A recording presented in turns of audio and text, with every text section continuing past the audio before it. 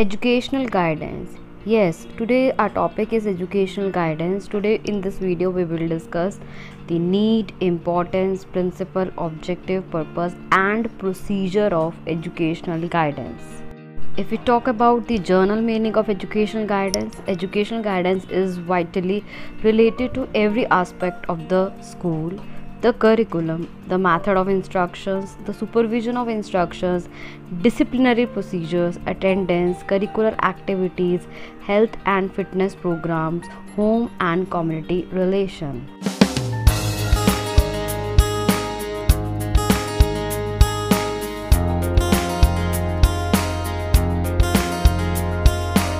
Well-defined definition by mayors of educational guidance. Educational guidance is a process concerned with bringing about an individual people with distinctive characteristics on one hand and differing group of opportunities and requirement on the other, a favorable setting for an individual's development or education. So for the all-round development of the child, it is very important to give them proper educational guidance and provide them the favorable setting so that they can develop individually. Need of educational guidance. The first is individual difference. Yes, every individual is different from another on the basis of their interest, their personality traits, their mental ability, their age. So guidance must be different for every individual. Then all-round development of personality aim. Educational guidance is needed for the all-round development of the child in all aspects, whether it is your personality, whether it's your physical development, emotional, vocational, all types of development. Then we have choice of curriculum. The curriculum has been diversified in a higher secondary and multi-purpose schools. The need for guidance in the selection of subjects of studies has become an utmost necessity. So it is very important that curriculum must be selected properly. Then we have wastage and stagnation. There is a lot of wastage and stagnation in education. The number of failures in the examination cause much wastage to the nation. Talents of the individual are not being properly taken because education is not child-centered. So our education institutions are producing misfits on a large scale who become delinquent problem and maladjusted children. So they fail to adjust in the society.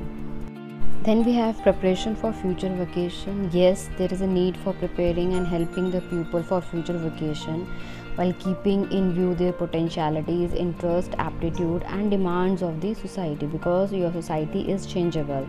Then decision for further education. As it has been pointed out that the students make haphazard and unguided decision in the choice of further education, training, industrial school or college. So there is a need of education guidance in order to help the pupil to make the best use of their potentiality and resources. Education guidance also needed for organizing the curricular activities by which child's all-round development is possible. Then we have for gifted and backward children.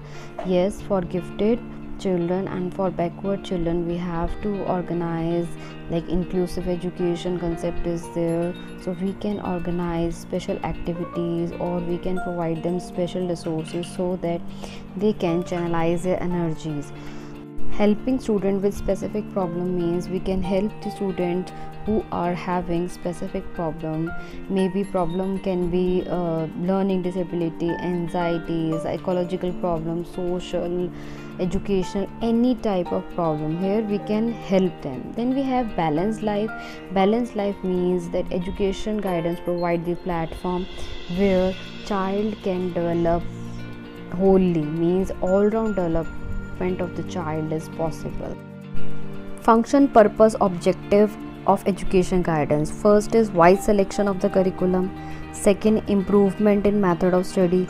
There are various methods or modes by which you can improve the method of study. First is mode of reading, mode of taking notes, method of memorizing, how you can memorize, whole and part method, recitation method, spaced and unspaced method, rote and intelligent method, method of summarizing, division of time, provision of rest, Then third is to provide special method of education for backward students, like special school and specialists, special curriculum, special method of teaching, special arrangement for gifted children, enrichment in co-curricular activity, diversification of courses, special library facilities, to consider the failure at the examination. So these are the objectives of educational guidance.